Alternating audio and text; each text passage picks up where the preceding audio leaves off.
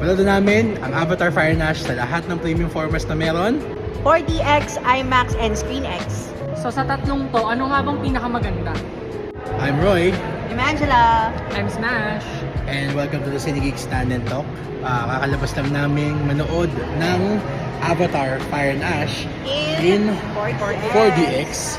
At least, I think tayong dalawa. Nakumpleto na natin yung trifecta ng Avatar, which is yung IMAX, ScreenX, and 4DX. So, we're gonna be talking about what we liked doon sa tatlong major premium formats when watching, again, Avatar Fire and Ash. So, let's go first with ScreenX. Ange, what's one thing that you liked about ScreenX? For me, nakakapanibago yung sobrang lawak nung landscape. As in, full, 180 ba? 270. 270 degrees. So parang it's a new experience na makakita ng extended screen na hanggang sa gilid mo may periphery kang nakikita.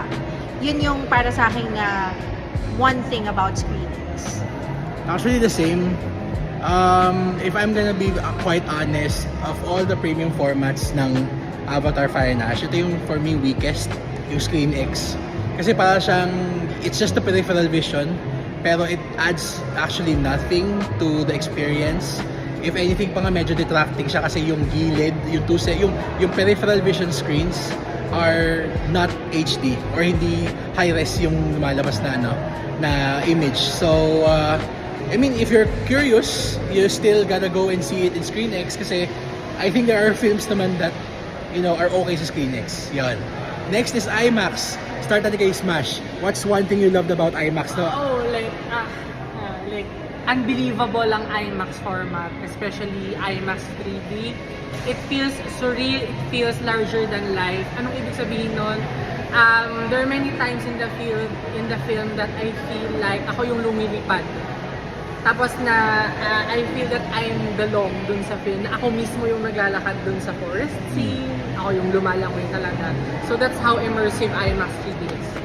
Ikaw, Ange. For me naman, ang difference ng IMAX is yun talagang crisp and sharp detail ng visual effects. As in talagang kita mo yung texture ng skin ng mga Na'vi. Tapos nakita mo yung, lalo na dun sa mga creatures, kita mo yung talagang dimensions and yung texture ng nila. Sobrang larger than life nga, sabi din ni Smash. Tsaka mas ang sarap, feast for the eyes siya. IMAX is the ultimate talagang high definition film format. So kung gusto mo talaga ng sobrang crisp yung sound, crisp yung visuals, and like what they said, na parang you're just peeking into a window, na ganun kalinis tignan yung picture, go for IMAX. Pero yeah, that brings us to 4DX. 4DX is just freaking fantastic. Alam mo yung kung lumaki kayo na pupunta kayo ng Enchanted Kingdom at sumakay kayo ng Rialto, watching Avatar in 4DX feels like a 3-hour Rialto ride. Lalo na dun sa mga parts na talagang grabing intense yung laban. Ibang klase talaga siya. Ikaw, Smash? Ako 4DX tactile experience siya kasi it's more catering to your touch, like sense of touch talaga. So yun, sobrang immersive yung experience niya in terms of the feel talaga, literal. So enjoyable siya. Ikaw, Ange? Feeling ko para akong nag-ride. Para akong nag-Disneyland. Yung Avatar ride. As in, talagang, alam mo yung feeling na yumuyug-yug ka din. Tsaka yung parang... No pun intended. Yung tipong pag lumilipad, alam mo yung sumasabay ka dun sa galaw. Yes. Sobrang yung fun and hindi boring. Para sa akin, ito yung parang suggestion ko. Panoorin mo muna siya sa IMAX, tapos saka mo siya panoorin sa 4DX. Kasi yung sa 4DX, mas mararamdaman mo talagang mas nandun ka sa gitna ng movie at nangyayari din sa yun, nangyayari din sa mga characters. That's true. That's true.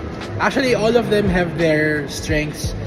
All of them have their weaknesses as well. So, whatever you choose, especially, of course, pinaka-importante, kung ano yung pasok sa budget nyo, Yeah. go for it. Actually, kahit nga regular, ano lang namin, sige, kung manood ka na regular movie, go for the one na Dolby Atmos. At least sound. Go for a good sounding cinema. If you can't splurge for premium formats. Ayun, so that's it for the CineGeeks Stand and Talk Guide para sa kung ano yung mga magagandang premium formats for Avatar Fire and Ash. Again, this is Roy, D'Angela! Smash! and we'll see you in the next one.